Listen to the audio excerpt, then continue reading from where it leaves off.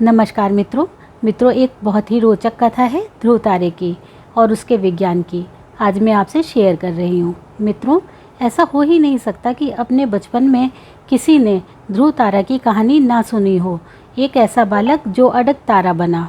लेकिन आज के समय में विज्ञान और ब्रह्मांड की कई अद्भुत खोजें हो चुकी हैं, जो ये जानना ज़रूरी बनता है कि इस तारे का क्या रहस्य है जिससे ये अपनी जगह पर स्थिर है।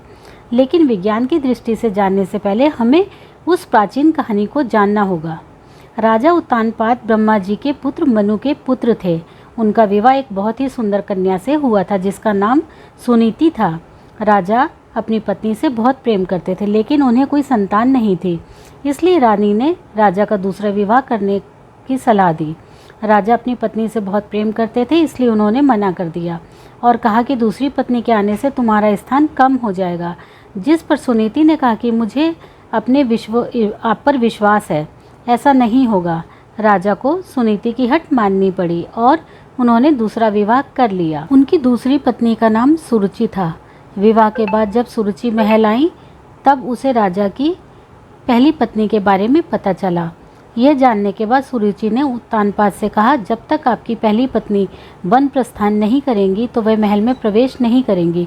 यह सुनकर सुनीति स्वयं ही राजमहल त्याग कर वन में रहने चली गई। कुछ समय बाद राजा शिकार के लिए वन में जाते हैं और घायल हो जाते हैं। ये बात जब सुनीति को पता चलती है तो वो राजा को अपनी कुटिया में लाकर उनका उपचार करती है। राजा कई दिनों तक अपनी पहली पत्नी के साथ रहते हैं।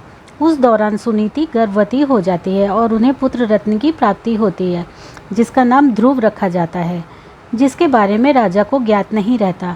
कुछ दिनों बाद राजा अपने महल चले जाते हैं। वहाँ भी रानी सुरुचि को पुत्र रत्न की प्राप्ति होती है, जिसका नाम उत्तम रखा जाता है। कुछ समय बाद राजा उत्तानपाद को ध्रुव के बारे में पता चलता है। वो रानी सुनीति को महल में आने का अनुग्रह करते हैं, लेकिन वो नहीं आती। ध्रुव को कभी कभी महल भेज दिया करती थी। ये सब देखकर रानी सुरुचि को ध्रुव से घृणा होने लगी। एक दिन ध्रुव अपने पिता उत्तानपाद की गोद में बैठता है।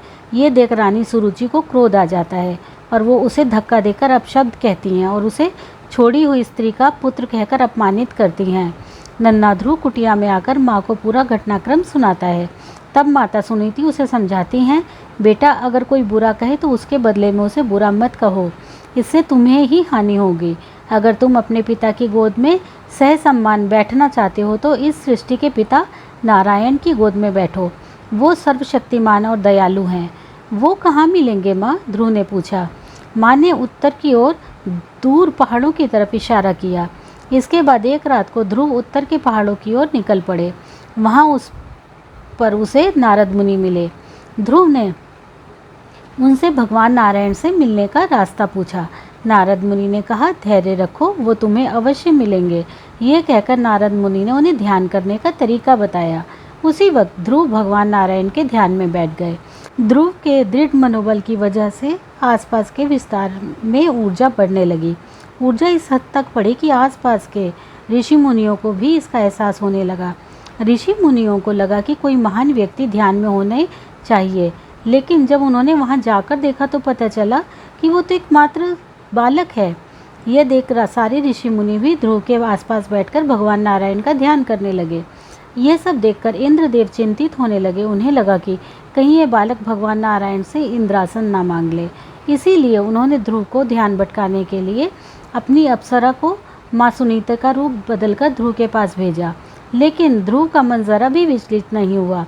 बाद में कई दानव भी आए, लेकिन उन 7 ऋषि मुनियों ने बालक ध्रुव की रक्षा की।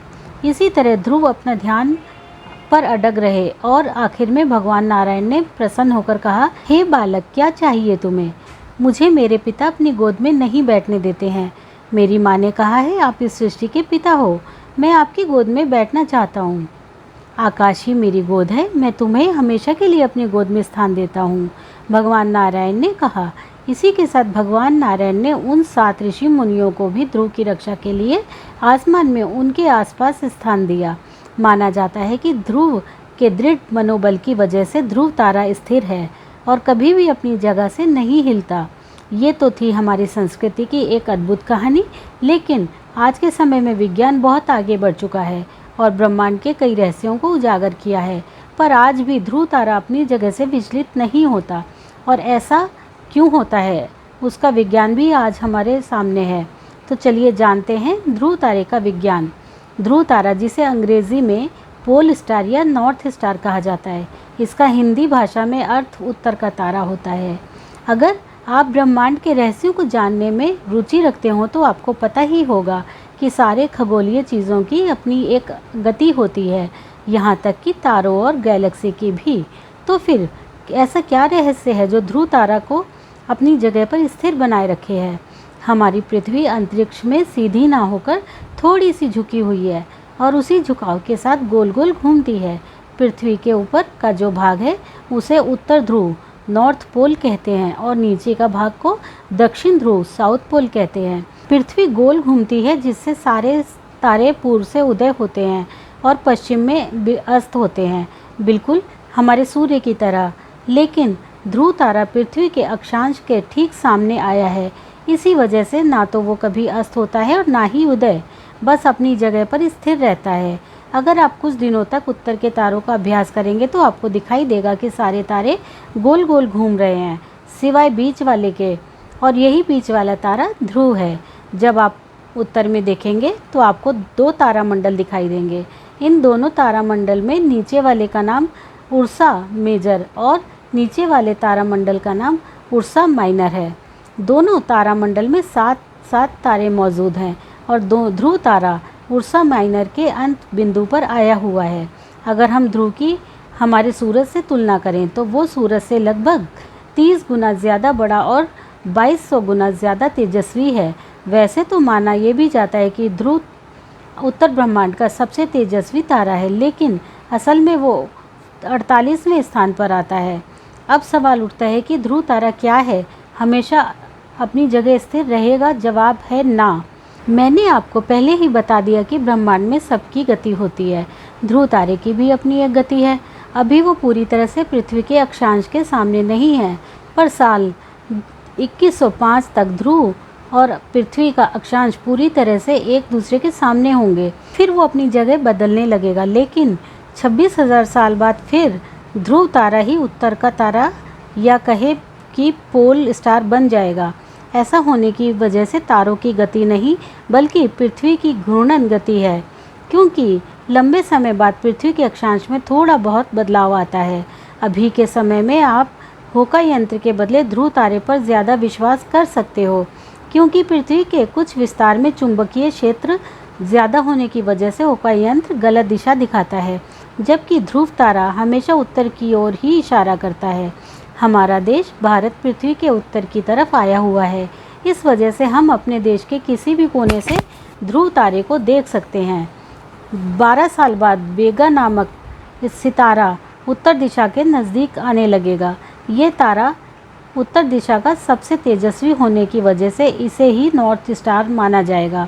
अगर आप उत्तर ध्रुव पर रहते हो तो आपके सिर के ठीक ऊपर ध्रुव तारा देखने को मिलेगा। प्राचीन समय में लोग ध्रुव तारे का उपयोग दिशा जानने के लिए करते थे, खास करके समंदर और रेगिस्तान के यात्री। तो ध्रुव तारे से जुड़ी ये अद्भुत जानकारी आपको कैसी लगी, हमें कमेंट बॉक्स में ज़रूर बताना। वीडियो को लाइक और शेयर अवश्य करें। आप हमारे चैनल पर अगर नए आए हैं तो प्लीज़ सब्सक्राइब ज़रूर करें, साथ में बेल आइकन भी दबाएं ताकि आपको हमारी आने वाली रोचक जानकारी की वीडियोस की नोटिफिकेशन मिलती रहे। धन्यवाद। आपका दिन शुभ हो।